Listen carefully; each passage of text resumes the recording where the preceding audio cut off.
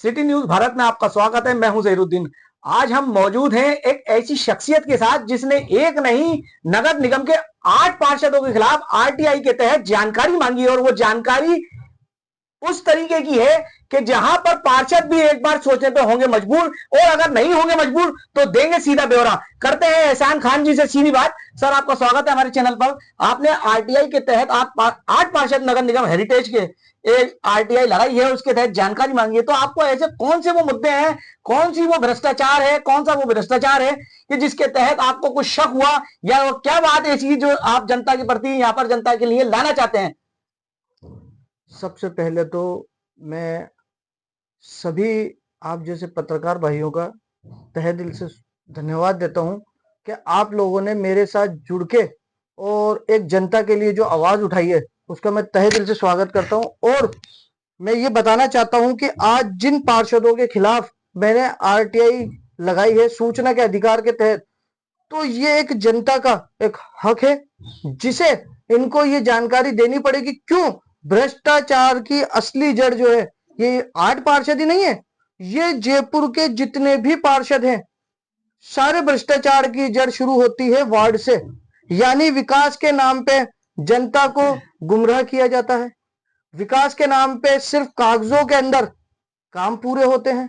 आज किसी भी वार्ड में आप चले जाइए, मैंने जिन 8 पार्षदों के खिलाफ जो आरटीआई लगाई है, मैं ये दावा करता हूं, आप पत्रकार, आपके चैनल के माध्यम से मैं ये कहना चाहता हूं जनता से कि आप उनके वार्डों में जाइए और वार्डों में जाकर उनके कार्य का निरीक्षण कीजिए, आपको पता चल जाएगा।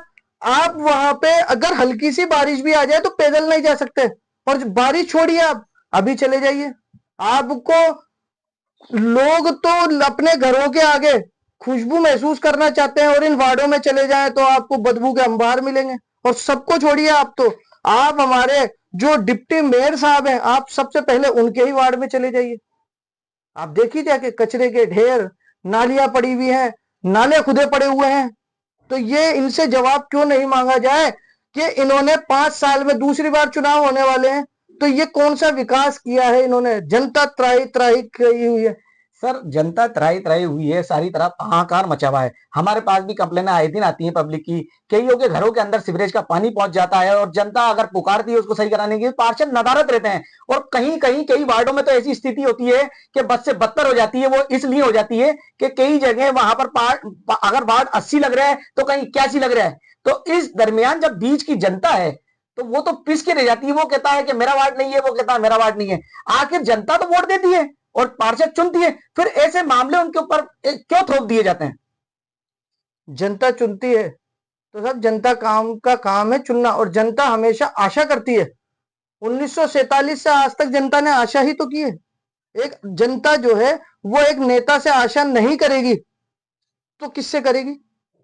लेकिन ये जब आप देख लें, आप पार्षदों को या किसी भी नेता को देख लें, जब तक ये नामांकन भरते हैं उससे पहले आप इनकी परिस्थितियां देख लें, ये 2 व्हीलर पे आपको मिलेंगे, और जैसे ही चुनाव जीत लेंगे उसके कुछ दिनों बाद में इनके पास 4 व्हीलर मिलेंगी।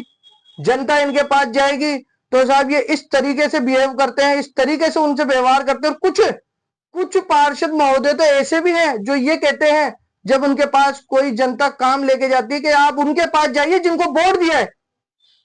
सर, ये गंभीर बात है जो आपने सवाल किया है कि पार्षद जब चुनाव लड़ता है तो उसकी संपत्ति के हिसाब से ब्यौरा मांगने की आपने कोशिश की गई है आपके द्वारा। बिल्कुल। तो ये सीधा सा इल्जाम है कि वो कल तक तो होते हैं नीचे की स्थिति में, हाँ? और जीतने के बाद उनकी मिल्कियत में, उनकी प्रॉपर्टी में इजाफा हो जाता है। बिल्कुल। मैं कहूं तो ये बुरा तो नहीं है शब्द? नहीं, बिल्कुल नहीं। तो आपने क्या आरटीआई के तहत ये सब ब्यौरा मांगा है? बिल्कुल। उनकी संपत्ति की जांच हो, बिल्कुल, टेंडरों की जांच हो। बिल्कुल। तो क्या अब आपको क्या लगता है कि आपने ये जिस तरीके की जानकारी आरटीआई के तहत मांगी है, क्या ये पूरी उपलब्ध करा पाएंगे आपको, या असमर्थ रहेंगे? अगर असमर्थ रहे तो आप क्या करेंगे? हम जो है इसके लिए कोर्ट का दरवाजा खटखटाएंगे, उच्च न्यायालय तक में जाना पड़े लेकिन जाएंगे। क्यों? क्योंकि ये बहुत हो चुका पार्षदों का भ्रष्टाचार, और अब की बार इनके ऊपर भी आरटीआई की मार। सर, वो कौन कौन से पार्षद हैं, हमारे दर्शकों को आप बता पाएंगे कि किन किन पार्षदों के खिलाफ आपने आरटीआई लगाई है? इसके अंदर पार्षद में है वार्ड 82 की पार्षद सावित्री जी, और वार्ड 30 की जमीला बेगम जी, और वार्ड 4 की हेरिटेज की बरखा सैनी, वाइफ ऑफ अविनाश सैनी, और वार्ड 65 के हैं मोहम्मद जकरिया शेरम जी, और वार्ड 62 के हैं रोहित चावरिया जी, और वार्ड 29 के हैं उप महापौर असलम फारूकी जी, वार्ड 13 के हैं बीजेपी से सुरेश सैनी जी, और वार्ड 28 से सना वसीम खान जी। इन 8 पार्षदों के खिलाफ, और उसके अलावा हमारी इनसे कोई जाति दुश्मनी नहीं है, इनके अलावा और भी बहुत सारे नाम है जो अभी आएंगे, उनको जवाब देना पड़ेगा। जनता जाग चुकी है, और मैं हर एक नागरिक से ये कहना चाहता हूं आपके चैनल के माध्यम से कि जनता को अब जागरूक होना पड़ेगा, नहीं तो आप जो है इन्हीं गंदगी, इन्हीं बदबू के ढेरों में आप रहेंगे। एक अभी उनके खिलाफ भी एक ITR तैयार हो रही है कि मैं अभी फिलहाल नाम नहीं लूंगा पार्षद का, मैंने खुद ने, किसी ने मुझे फोन किया, क्योंकि मैं भी एक पत्रकार हूं, मुझे फोन किया कि साहब हमारे क्षेत्र के अंदर रोजाना यहां से 2 घंटे के लिए पानी बहाया जाता है। मैंने पार्षद महोदय से बात करी तो उनका कहना है साहब ये मेरे क्षेत्र में नहीं आता, फला दूसरे वार्ड पार्षद के क्षेत्र में आता है। उन पार्षद महोदय से मैंने बात करी जिनका नाम लिया, उनसे कहा तो वो कहती हैं कि मेरे क्षेत्र में नहीं आता। तो साहब ये क्षेत्र जयपुर में नहीं आता तो किस में आता है? तो सर आपने ये RTI लगाई है, आपको लगता है कि यहाँ से जवाब आएगा, पार्षद जवाब दे पाएंगे? साहब जवाब कोई नहीं देता, जवाब देना पड़ेगा, जवाब देना पड़ेगा। जो इनके टेंडर के रिगार्डिंग आपने कई बातें लिखी हैं, हमने और सोशल मीडिया के माध्यम से पढ़ा है, जहां तक हमारी नॉलेज में हमने वो मैसेज पढ़ा, आपको बता रहे हैं कि गुणवत्ता की भी जांच कराएंगे। बिल्कुल सर, मैं आपको बता दूं, मिले हैं टेंडरों का खुलासा किया जाए, बिल्कुल मांगी गई जाए किस को जो है टेंडर दिए गए हैं और कितने कितने के टेंडर हुए, रकम का भी आपने ब्यौरा मांगा है। सर मैं आपको बता दूं, ये मेरे पास में मांगी गई जानकारी जो है उसका पत्र है। पार्षद द्वारा आपके जो भी वार्ड संख्या पर सभी विकास कार्यों की सत्यापित सूची दे, सत्यापित सूची चाहिए हमें, जबानी कुछ नहीं चाहिए। आप सच है, पार्षद सही है, हम गलत हैं, हम मांगने वाले गलत हैं, तो आप तो हमें सिर्फ कागज अवेलेबल करवाएं। नहीं, आपने तो RTI के तहत मांगा है, RTI के तहत मांगा है, जनता का हक है, पार्षदों को भी सामने आके अपना जो है देना चाहिए। और मैं चाहता हूं, मैं तो ये उम्मीद करता हूं मेरे सभी पार्षद भाइयों से कि वो आगे आके और हमारे इस कार्य के अंदर सहयोग करेंगे, जिससे कि जनता भी ये जाने कि भाई हमने जिसको चुना था वो वाकई सही आदमी है। तो सर कहां कहां भ्रष्टाचार हुआ आपके हिसाब से, कुछ बता पाएंगे आप? सब भ्रष्टाचार कहां नहीं है आप बताएं, आप मुझसे नहीं पूछे, आप तो वार्ड का निरीक्षण करें, आप वार्डों का निरीक्षण करें, आपको भ्रष्टाचार कहां हो रहा है खुद ब खुद पता चल जाए। मैं एक चीज ये कहना चाहता हूं कि 2020 के एंड में नगर निगम के चुनाव हुए होते हैं, 25 आ गया, शायद 2 महीने बचे हैं दोबारा चुनाव होने में, तो विकास की कहानी तो वही, विकास तो बड़ा ही नहीं हुआ।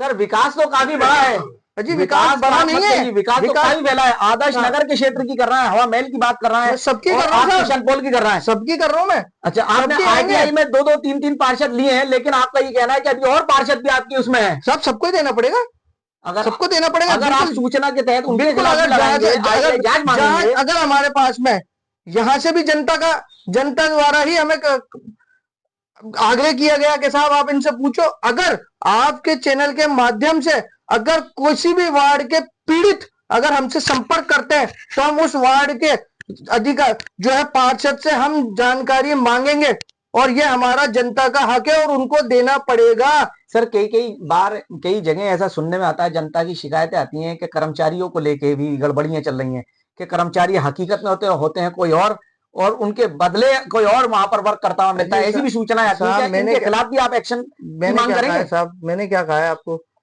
ये असली मैं आपको बता दूं, कई वार्डों के अंदर बता दूं कि नाम किसी और का चढ़ा हुआ है कर्मचारी का और ड्यूटी कोई और कर रहा है। सर फिर सरकार क्या कर रही है? निगम के जो निगम के बड़े अफसर हैं वो क्या कर रहे हैं, क्यों ध्यान नहीं देते? साहब वो भी जवाब देंगे, वो भी जवाब देंगे। कहीं ना कहीं उनको भी तो इस चीजों का अवगत बिल्कुल होना साहब, चाहिए, उनको मैंने भी क्या पता कहा, होगा। मैंने क्या कहा, आपने भी, मैंने यही तो कहा है कि नीचे से शुरुआत जो होती है वो नीचे से है। जब हम नीचे से खुदाई करेंगे ना तो अपना मंजिल तक पहुंच जाएंगे। क्योंकि तो हमने जो जवाब मांगा है इसके अंदर हमने जो है आयुक्त से मांगा है कि साहब हमें आप इनकी सत्यापित कॉपी जो जो इन्होंने, जैसे कि एक है सबसे बड़ा मुद्दा कि प्रत्येक कार्य का प्रत्येक कार्य के लिए संबंधित ठेकेदार एजेंसी का नाम बताएं, भुगतान की राशि का विवरण दें, कार्य की गुणवत्ता की जांच किस अधिकारी ने की है वो हमें सत्यापित कॉपी दी जाए, यदि कोई तकनीकी निरीक्षण हुआ है तो कार्य में किसी भी अनियमितता की शिकायत रिपोर्ट दर्ज है तो वो बताएं। और दूसरा जो है, आप वर्तमान पार्षद द्वारा नामांकन के समय जमा किया गया संपत्ति का शपथ पत्र, अच्छा, पार्षदों की जो संपत्ति उन्होंने जो अपनी शपथ डिक्लेयर पत्र करी लिया है, थी, बिल्कुल साहब, जब पार्षद का वो चुनाव लड़ने गए थे और जब सबमिट पेपर किए थे, बिल्कुल उस टाइम संपत्ति क्या थी और उसके बाद अब कितनी बिल्कुल बढ़ोतरी हुई, नहीं बिल्कुल हुई, बिल्कुल नहीं उसका हुई, भी ब्यौरा मांगा आपने। बिल्कुल साहब, वही तो असली जड़ है, वही तो असली बात है जी साहब, आज वही तो असली बात है। आज आप एक पत्रकार हैं साहब, आप 5 साल पहले कौन सी गाड़ी पे चल रहे थे और आज 5 साल बाद के अंदर आप कौन सी गाड़ी पे चल रहे हैं, तो ये भी तो है ना कि साहब आपने किस तरीके से वो इनकम आय का स्रोत क्या रहा, एकदम से आय का सब स्रोत क्या आपके रहा। आरटीआई लगाते ही एक हरकम समझ गया है। क्या लगता है आपको कि आपके पास कोई दबाव के भी फोन आ सकते हैं, किसी के ऊपर से, किसी के नीचे के, कहीं ना कहीं से आपके दबाव भी बना सकता है? क्या आप क्या उससे दबाव को देखते हुए पीछे हटेंगे या अपने कार्य पर रहेंगे? साहब हम हर दबाव को झेलने के लिए तैयार हैं, हमारा संगठन इस दबाव को झेलने के लिए तैयार है।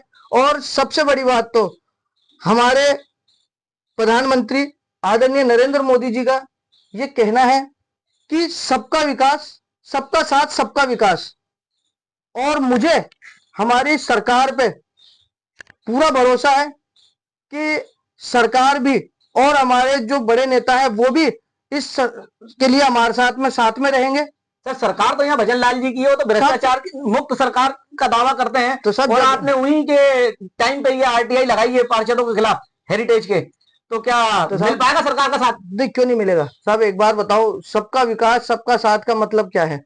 और भजन लाल जी ने थोड़ी कहा है कि इनको, और भजन लाल जी की सरकार तो आज से जो है 2 साल पहले ही आई है, उससे पहले 3 साल तो कांग्रेस की भी तो सरकार रही है साहब।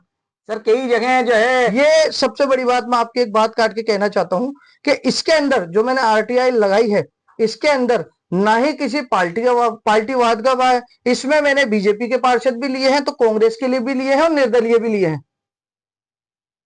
तो आपने एक मिला जुला संजोग करा है, मैंने तो पार्षद जिनके खिलाफ लोग हमारे पास सभी में तक मैसेज पहुंचाने की आपने कोशिश की है, बिल्कुल तो सब लगता है आप कामयाब होंगे? साहब कोशिश तो कहीं ना कहीं किसी को करनी पड़ेगी, और आप जब जनता का और एक पब्लिक का अगर हमें सहयोग रहेगा तो हम इस जड़ के भ्रष्टाचार की जड़ तक भी पहुंचेंगे। अगर जवाब नहीं आता है तो कौन सा अगला रास्ता है? फर्स्ट अपील होगी, सेकंड अपील होगी, और उसके बाद भी अगर नहीं करते हैं तो चाहे हमें उच्च न्यायालय तक जाना पड़े, लेकिन इसके अंत तक, इसकी तह तक हम जरूर जाएंगे। हमारा पूरा संगठन इस कार्य के लिए अग्रसर है, और अगर कोई हमें दबाने की कोशिश करता है या किसी भी तरह का दबाव वो करने की कोशिश करता है तो हम उस दबाव के लिए वो पहले अपने हथकंडे आजमा ले, हम तैयार हैं। तो ये खास बातचीत के लिए हमारे साथ एहसान खान जी थे, जिन्होंने 8 नगर निगम के पार्षदों के खिलाफ आरटीआई के तहत जानकारी सूचना के अधिकार के तहत मांगी है। अब देखने वाली बात यह होगी कि आने वाले समय में क्या पार्षद ब्यौरा दे पाते हैं, जो कार्य उन्होंने जनता के लिए कराए थे, जो टेंडर किए थे, क्या उन टेंडरों का भी पता चल पाता है? जमीनी स्तर पर वो जाके चेक करेंगे, क्या अधिकारी चेक करेंगे उस चीज को कि टेंडर किस चीज का दिया, पैसे किस चीज के दिए और कार्य वो हुए या नहीं? ये जनता से जुड़े मुद्दों को लेकर इन्होंने आरटीआई लगाई है। कैमरा पर्सन यूनुस अली के साथ मैं जहीरुद्दीन।